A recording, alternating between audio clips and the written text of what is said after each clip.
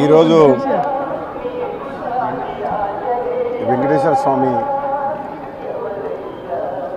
దర్శనం ఆశీస్సుల కోసం రావడం జరిగింది. చాలా బ్రహ్మాండంగా స్వామివారి ఆశీస్సులు దర్శనం భాగ్యం కలగడం చాలా అదృష్టం. అదేవిధంగా ఈరోజు జూన్ 1 నా పుట్టినరోజు సందర్భంగా స్వామివారి ఆశీస్సుల కోసం రావడం జరిగింది. అదేవిధంగా రెండు రాష్ట్రాల తెలుగు రాష్ట్రాల ప్రజలందరూ కూడా సుఖ సంతోషాలతో ఉండాలని చెప్పి రాబోయే రోజుల్లో ఇంకో 4 రోజుల్లో ఈరోజు ఆఖరి దినం పార్లమెంట్ ఎన్నికల లాస్ట్ ఫైనల్ ఫేజ్ ఎలక్షన్స్ జరగబోతున్నాయి. నా పుట్టినరోజు సందర్భంగా ఇదే రిజల్ట్ 4వ తారీఖు నాడు వస్తుంది.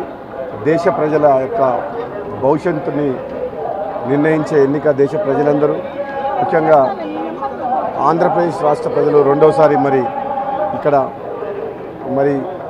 వైఎస్ఆర్ ప్రభుత్వానికి ఓటేస్తారా, మార్పు కోరుకుంటారా అనేది ఎంతో ఉత్కంఠతో ఇక్కడ ఈ ఆంధ్రప్రదేశ్ రాష్ట్ర ప్రజలు కూడా ఇప్పటివరకు ఏ సర్వేలో కూడా ఎక్కడ కూడా బయట పడటం లేదు. మొట్టమొదటిసారి అనుకుంటా ప్రజల నాడి తెలవలేదు ఆంధ్రప్రదేశ్లో. తెలంగాణలో బహుశా బీజేపీ కాంగ్రెస్ మధ్యన హోరాహోరీ జరిగింది. అక్కడ బీఆర్ఎస్ పార్టీ పూర్తిగా విఫలమవడం వల్ల బీజేపీ కాంగ్రెస్ మధ్యన హోరాహోరీ జరిగి సగం సీట్లు 2 సీట్లు కాంగ్రెస్ పార్టీ ఎక్కువ గెలుచుకునే అవకాశం ఉంది. 10 నుంచి 10 సీట్లు గెలుచుకునే అవకాశం ఉంది. తప్పకుండా భువనగిరి పార్లమెంటు నియోజకవర్గంలో కూడా కాంగ్రెస్ పార్టీ అభ్యర్థి చామల కిరణ్ కుమార్ రెడ్డి స్వామివారి వెంకటేశ్వర స్వామి ఆశీస్సులతోటి నేను పార్లమెంట్ ఇన్ఛార్జ్గా ఉన్న నెల రోజులు చాలా కష్టపడ్డాం. కాంగ్రెస్ పార్టీ ప్రభుత్వం ఇచ్చిన హామీల మేరకు తప్పకుండా ప్రజల్లో న్యాయం జరుగుతుందని చెప్పి ఈ మధ్యనే తెలంగాణ రాష్ట్రంలో కాంగ్రెస్ పార్టీ ప్రభుత్వం ఏర్పడ్డది. కాబట్టి తప్పకుండా మా మీద నమ్మకంతో మరోసారి ప్రజలు ఆశీర్వదించి మళ్ళీ కాంగ్రెస్ పార్టీ అభ్యర్థి కిరణ్ కుమార్ రెడ్డిని కూడా గెలిపించి అదేవిధంగా మెజార్టీ పార్లమెంట్ స్థానాలు కాంగ్రెస్ పార్టీకి తెలంగాణలో వస్తాయని చెప్పి ఆశిస్తూ భగవంతుని ఆశీస్సుల కోసం ఇక్కడికి రావడం జరిగింది. Thank you.